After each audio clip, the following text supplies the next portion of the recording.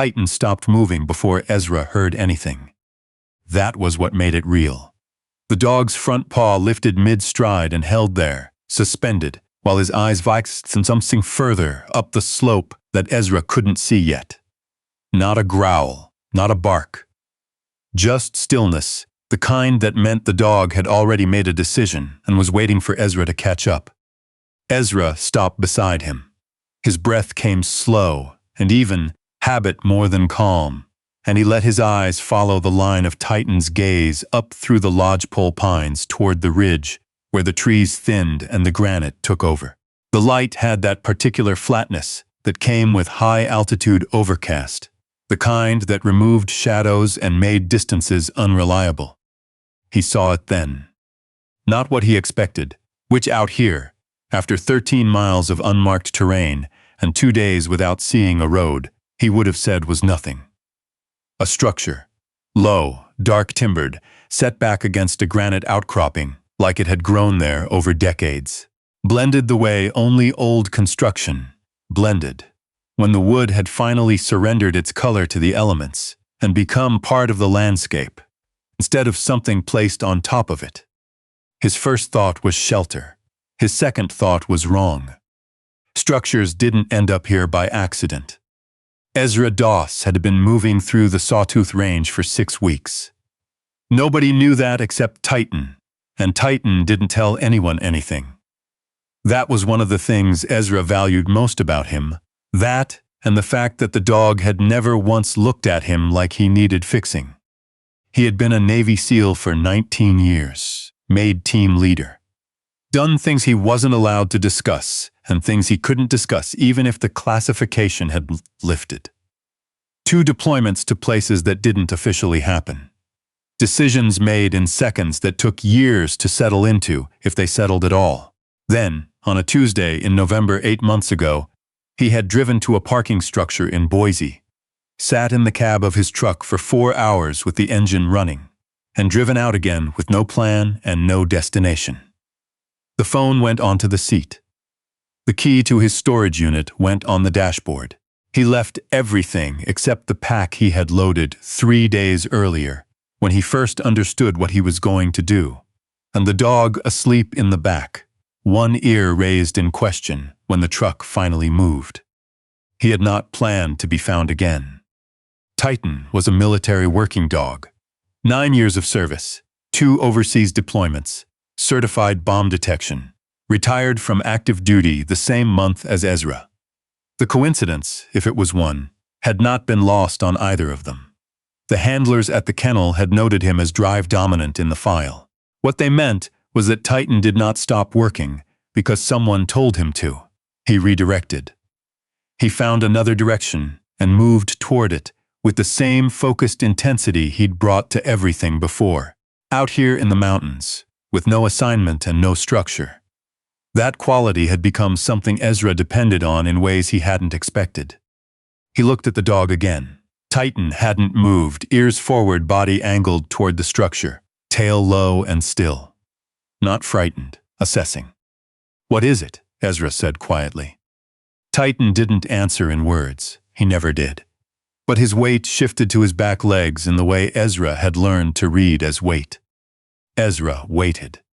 The wind moved through the pines. It carried nothing. No smoke, no voice, no mechanical sound. Just cold air off the snowpack higher up the range and the distant sound of water moving somewhere below the ridge. He scanned the structure again. No visible window on this approach side. A door he couldn't see from here. No cleared path leading to it. The snow around the base looked undisturbed, at least from this angle. But Titan wasn't reading the snow. He was reading something else. He had been doing that since the night outside Ketchum when a car backfired 3 blocks from where Ezra was camped at the edge of town. Ezra had been behind a dumpster 11 seconds later, flat on the gravel with his heart running at 160. Not knowing how he'd gotten there. Titan had found him 17 minutes after that.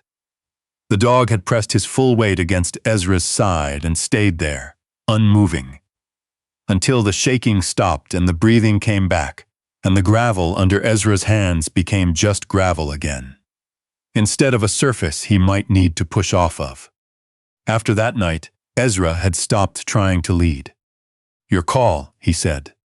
Titan moved, choosing a line that wasn't straight toward the structure, but angled up and around, coming at it from the uphill side where the rock gave cover, and the approach removed them from the obvious sightline of the door. Ezra followed without comment, placing each boot where the dog had stepped, reading the terrain through Titan's choices rather than his own. The structure resolved as they climbed. Trapper's shelter, old, maybe 80 years, built from timber that had weathered to the color of the rock behind it. One room, low-pitched roof, a door facing downslope, a small window cut into the uphill wall at an unusual angle, narrow and positioned to look out rather than in. That detail registered and stayed. 15 feet out, Titan slowed again. This time his head lowered and his nostrils worked in short, rapid pulls, drawing the air in layers. Whatever he was finding in it, it was close. Ezra watched him work and scanned the shelter at the same time. No print in the snow on this side. No smoke from the stovepipe at the center of the roof, which was intact and still upright. And the door was closed but not swollen shut.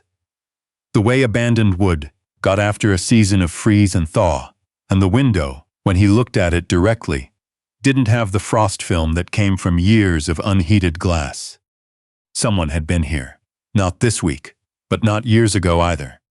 Titan stepped forward again, his movement shifting from caution to intention. He was leading now, not warning. Ezra understood the difference. They came at the door from the side. Ezra pressed his back against the timber wall, listened for 10 seconds. Nothing from inside. He reached across and pushed the door. It swung inward without resistance, without sound. The hinges had been oiled, not recently, but within memory. He stepped through. The interior was dim and still. Light entered through the small window in a single shaft that fell across the center of the floor. A wool blanket folded on a low shelf against one wall. A camp stove, old model, wiped clean. A sealed tin that smelled like kerosene when he got close. A length of paracord coiled on a wooden peg beside the door. A folded piece of canvas tucked into the roof beam. Nothing scattered, nothing left mid-use. Everything placed with intention, as if the person who'd arranged it had expected to return, or had expected someone else to. Titan moved the perimeter of the room, nose working the baseboards, the corners, the underside of the shelf. He stopped near the back wall. He looked up at Ezra, then down at the floorboards, then up again. Ezra crossed to him and crouched. He ran his palm along the planks. On the surface, nothing. But when he pressed the edge where one board met the wall, one end gave slightly. Not rot, not settlement. Design. He worked it loose. Beneath it, a cavity, narrow and deliberate, lined with fitted cedar strips to hold moisture out. Inside the cavity, wrapped in oilcloth and sealed with electrical tape along every seam, an aluminum case, latched, about the size of a hardback book. He lifted it out and carried it to the window where the light was strongest. He set it on the shelf and pressed the latches. They released cleanly. Inside, a journal, spiral-bound, weatherproof cover, a pencil taped to the spine. He opened it. The handwriting was clear, almost mechanical in its regularity. A date at the top going back nearly 4 years, followed by a single block of plain text. Sawtooth Pass, NE approach. Cache placed at lower switchback. Rope section anchored at exposure point. Rock marker set at junction. He turned the page. Same format, different date. SE Ridge. 2 hikers observed off-trail, moving toward unstable section. Marker repositioned to visible line. Both corrected course without contact. Ezra's jaw tightened slightly. He turned another page, and another. The pattern held date, location, observation, action. Never direct contact, never an explanation for why. Just quiet, repeated work recorded in plain language by someone who expected no audience. He read faster. Water cache at lower fork running low. Replenished. 3 empty bottles removed. Trail sign at the north junction blown over by last week's wind. Reset and anchored with wire. Solo hiker, older male, moving too slowly for the weather and the distance left. Marker placed on alternate descent. He found it within 10 minutes. Continued south. Safe. He stopped on that last one. Read it twice. The hiker had found the marker.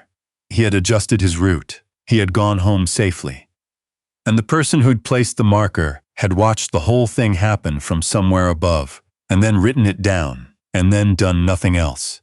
No approach, no introduction, no acknowledgement of what had just happened. Ezra stood and walked to the window. The angle was deliberate. He saw that now. From this position, the view opened downslope into the valley, and the main trail was visible for nearly a half-mile, including 2 switchbacks, a junction, and a long stretch of exposed ground where someone caught in deteriorating weather would have nowhere to go. You could see everything from here, everything that mattered. He went back to the journal. The weeks moved in entries, then months. The handwriting stayed the same, the commitment stayed the same, and then, deeper in, a different hand. Letters slightly narrower, pressed at a different angle. A new voice inside the same system. 2 of us now. Shift rotation started. I take north approach, R takes south. Better coverage. Ezra flipped back looking for the first sign of it. Found what he'd missed the first pass. A single word, small, tucked into an entry 2 months before. We. Not annotated. Not explained. Just there. He turned forward again. 2 people now, working in rotation, covering more ground. The entries multiplied. More interventions, broader reach. And then one more change. Supply run split to save time. R handled North Cache. I covered South Junction. Getting efficient. A team. Organized. Deliberate. Running a system of protection over this stretch of wilderness that no map acknowledged, and no agency funded, and no authority had ever authorized. He read forward. More cache placements. More redirections. More quiet, careful help delivered to strangers who would never know it had been offered. And then the entries changed again. Not the handwriting, not the format, but the space around the words. Something had shifted. Storm moved in faster than forecast. R left for North Cache at 0700. Did not return by nightfall. Waited through the night. Checked trail at first light. Ezra felt his breath slow. No sign. R confirmed gone, continuing alone. Gone. Not gone home, not gone to resupply, gone. He sat down on the floor with his back against the wall, the journal in both hands. Titan moved to him without being called. The dog settled against his left side, firm, steady, full weight applied. Ezra put his hand on the dog's back without thinking about it and kept reading. The entries after that were further apart. Shorter. The handwriting stayed controlled, but there was something in the spacing that hadn't been there before. A slight unevenness between letters. The kind that came from writing while deeply tired. From carrying more than the body was designed to carry and doing it anyway. Because stopping was not a concept that had ever been internalized. 1 remaining, supplies adequate, maintaining rotation, North Cache checked. South Junction marker reset after storm damage, still functional. Group of 4 observed on lower trail. Inexperienced gear and pace for the conditions. Marker placed at safe descent point. All 4 redirected, successful. He read every entry, every single one. Even after the loss, even alone, the work continued. Never a complaint recorded, never a question about whether it was worth it.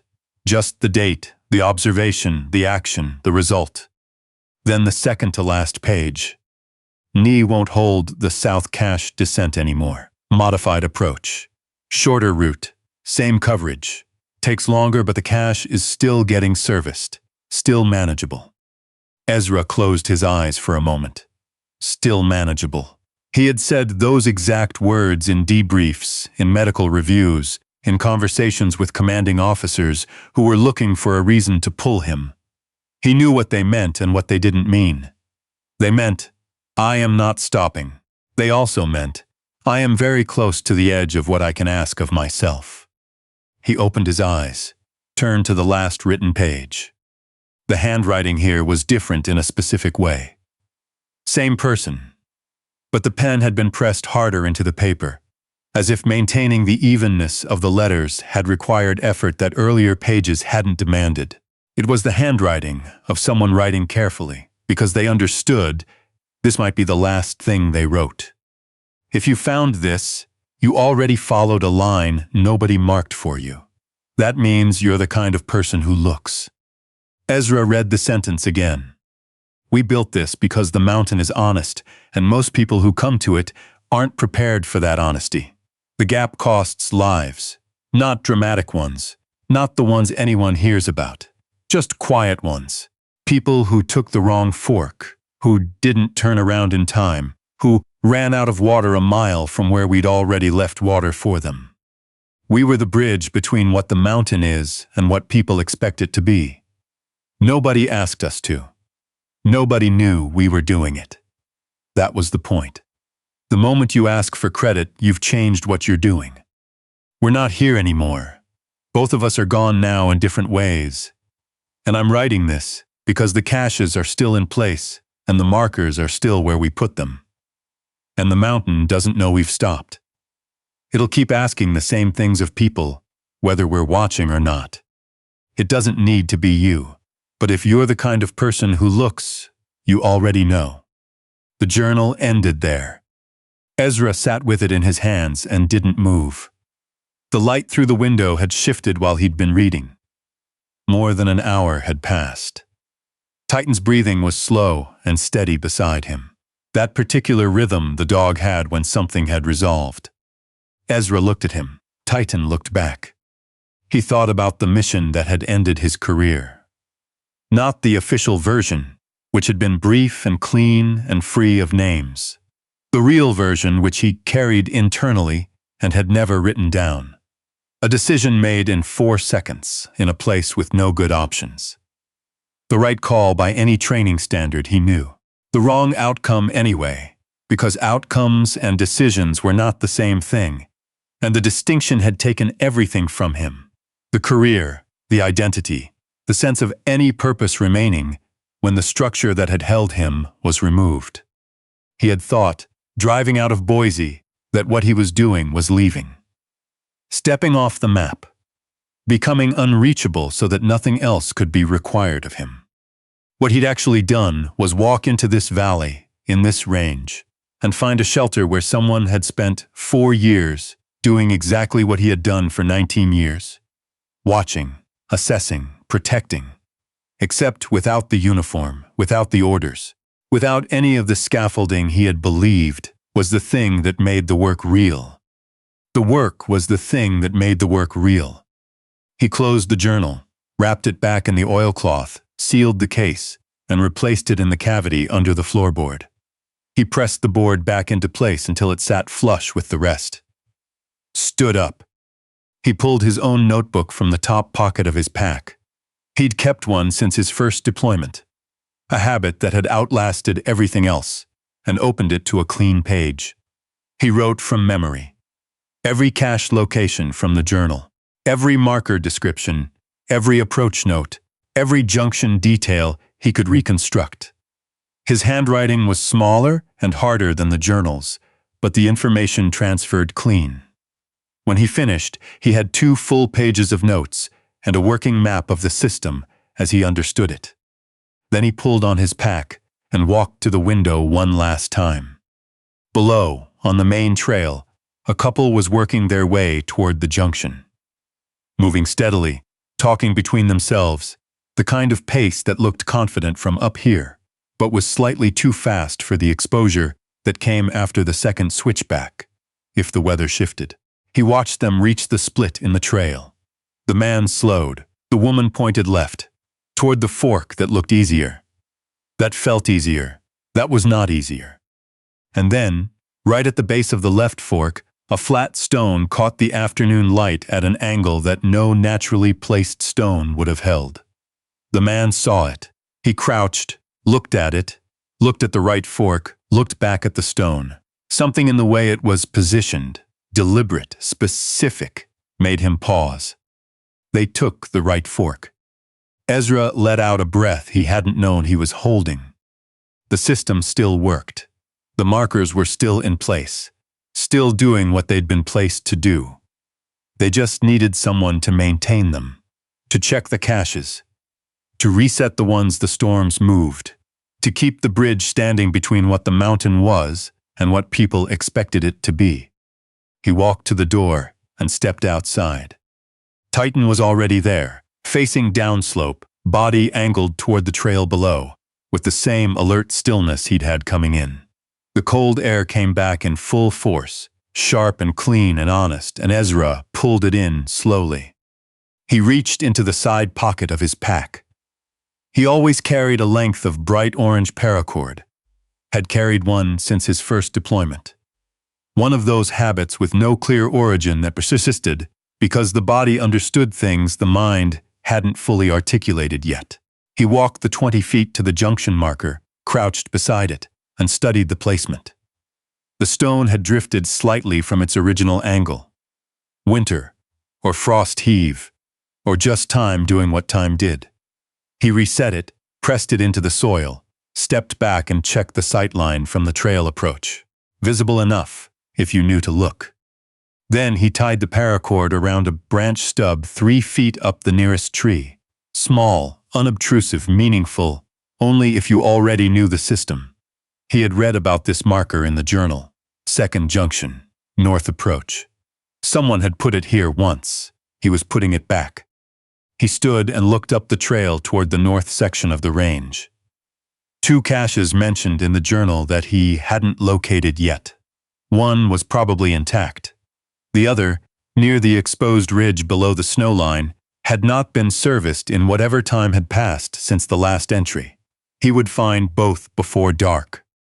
He adjusted the straps on his pack, the motion so practiced it happened without attention. Then he started moving. Titan fell in beside him, close enough that their rhythm became one thing instead of two. A man and a dog, both finished with the careers they'd been built for, both still capable of the work, both still oriented, even after everything, toward the thing that needed doing, rather than away from it. The shelter disappeared behind the tree line. Ezra didn't look back. He had already seen everything there was to see inside it. He carried it with him now. Not the weight of it. Not the grief embedded in those later pages. Not the loss of the second person who had never been named. What he carried was the shape of the thing, the structure of it, the understanding that the work didn't require authorization or recognition or even continuity. It required presence, just presence, and attention, and the willingness to act on what the attention found. The trail bent north and the light shifted through the trees and somewhere below the ridge. 2 people were walking the right fork, safe without knowing they were safe, and that was exactly right. That was the whole point. Ezra breathed in, then out. Titan's pace didn't change. Steady, forward, unhurried. The same movement he'd had since the morning they'd left Boise, as if the dog had always understood that the direction was forward and had simply been waiting for Ezra to understand it too. The Sawtooth Range stretched ahead of them, long and open and indifferent, and the unmarked trail held by people whose names no record kept wound up into it, and the work waited at the other end of the walk the same way it always had. Patient, specific, asking nothing except that someone show up and do it. Ezra Doss kept walking. For the first time in 8 months, he was not moving away from anything. He was moving towards something. The difference was everything, and the dog beside him had known it long before he did.